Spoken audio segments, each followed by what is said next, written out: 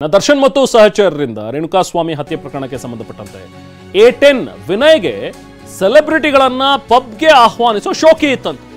ನೋಡಿ, A10 ವಿನಯ್ ಬಗ್ಗೆ ಒಂದಷ್ಟು ಡೀಟೇಲ್ಸ್ ಸಿಗ್ತಾ ಇದೆ, ಒಂದಷ್ಟು ಇಂಟ್ರೆಸ್ಟಿಂಗ್ ವಿಚಾರಗಳು.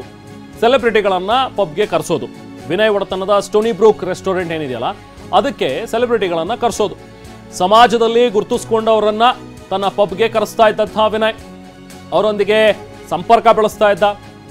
ಅವ್ರ ಜೊತೆಗೆ ಗುರುತಿಸ್ಕೋಬೇಕು ಅನ್ನುವಂಥ ಶೋಕಿ ಈತನಿಗೆ. ಹೀಗಾಗಿ ಆಗಾಗ ರೆಸ್ಟೋರೆಂಟ್ನಲ್ಲಿ ಪಾರ್ಟಿಗಳನ್ನ ಆಯೋಜನೆ ಮಾಡ್ತಿದ್ದಂತೆ. ಅಲ್ಲಿಗೆ ದರ್ಶನ್, ಪಟ್ಟಣಗೆರೆ ಜಯಣ್ಣ ಸಹಾಯದಿಂದ ಜನರನ್ನ ಕರೆಸ್ತಾ ಇದ್ದಂತೆ. ಸೆಲೆಬ್ರಿಟಿಗಳೊಂದಿಗೆ ಕೆಲ ಮಾಜಿ ರೌಡಿಗಳಿಗೂ ಕೂಡ ಈತ ಆಹ್ವಾನವನ್ನ ಕೊಡ್ತಾ ಇದ್ದ.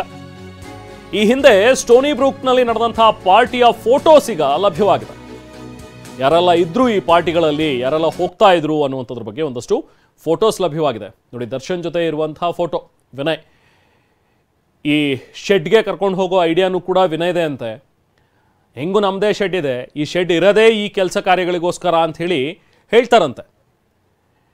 ಯಾರು ಸಾಲ ಮರುಪಾವತಿ ಮಾಡೋದಿಲ್ವೋ ಅಥವಾ ಯಾರಿಗೆ ಒಂದು ಸ್ವಲ್ಪ ಟ್ರೀಟ್ಮೆಂಟ್ ಕೊಡಬೇಕೋ ಅಂಥವ್ರನ್ನ ಅಲ್ಲಿ ಕರ್ಕೊಂಡು ಹೋಗಿ ಹೊಡಿತಾ ಇದ್ರು, ಬಡಿತಾ ಇದ್ರು ಅನ್ನುವಂಥದ್ರ ಬಗ್ಗೆ ಒಂದಷ್ಟು ಮಾಹಿತಿ ಒಂದಷ್ಟು ಲಭ್ಯವಾಗ್ತದೆ. ಪೊಲೀಸ್ ಮೂಲಗಳ ಪ್ರಕಾರ ಸಿಗ್ತಾ ಇರುವಂಥ ಒಂದು ಮಾಹಿತಿ. ಆಗಾಗ್ಗೆ ಕೆಲವೊಂದಷ್ಟು ಜನರನ್ನ ಈ ಶೆಡ್ಗೆ ಕರ್ಕೊಂಡು ಹೋಗ್ತಾ ಇದ್ರು ಅಂತ ಹೇಳಿ.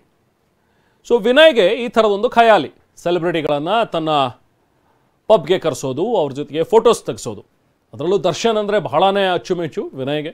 ಸೊ ಹಾಗಾಗಿ ದರ್ಶನ್ ಸದಾ ಜೊತೆಗಿರ್ತಿದ್ದಂತಹ ವಿನಯ್ ದರ್ಶನ್ ಸಹಾಯದಿಂದ ಹಾಗೆ ಪಟ್ಟಣಗೆರೆ ಜಯಣ್ಣ ಅವ್ರ ಸಹಾಯದಿಂದ ಜನರನ್ನ ಈ ಪಬ್ಗೆ ಕರೆಸ್ತಾ ಇದ್ದಂತೆ. ಅಲ್ಲಿ ಕರೆಸಿ ಅವ್ರ ಜೊತೆಗೆ ಫೋಟೋ ತೆಗೆಸ್ಕೊಳ್ಳೋದು, ಸೋಷಿಯಲ್ ಮೀಡಿಯಾದಲ್ಲಿ ಹಾಕೋದು. ನೋಡಿ, ನಮಗೆ ಇಂಥವರೆಲ್ಲ ಪರಿಚಯ ಇದ್ದಾರೆ ಅಂಥೇಳಿ ತೋರಿಸ್ಕೊಳ್ಳುವಂಥದ್ದು ಅದು ವಿನಯ್ನ ಖಯಾಲಿಯಾಗಿತ್ತು ಅಂಥೇಳಿ ಒಂದಷ್ಟು ಮಾಹಿತಿ ಸಿಗ್ತಾ ಇದೆ.